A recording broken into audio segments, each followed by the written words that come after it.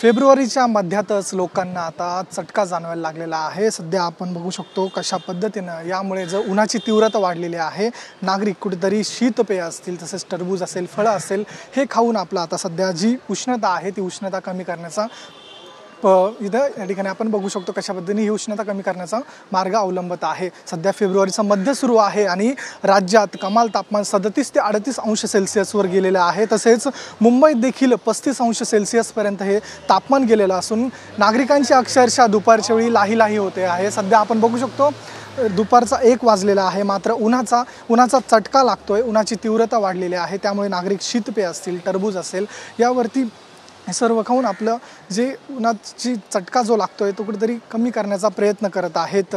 सांताक्रूज वेधशाळेच्या नुसार ही तापमान अजून दिवसेंदिवस वाढणार असून यामुळे आता नागरिकांना काळजी घेण्याचं आवाहन करण्यात आलेलं आहे। कॅमेरा पर्सन संतोष कदमसह मी ऋतिक गणकवार, TVN मराठी, मुंबई।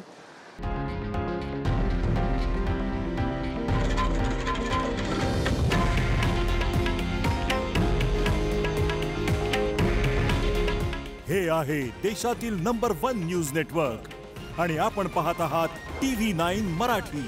काळजी तुमची, हित महाराष्ट्राचं।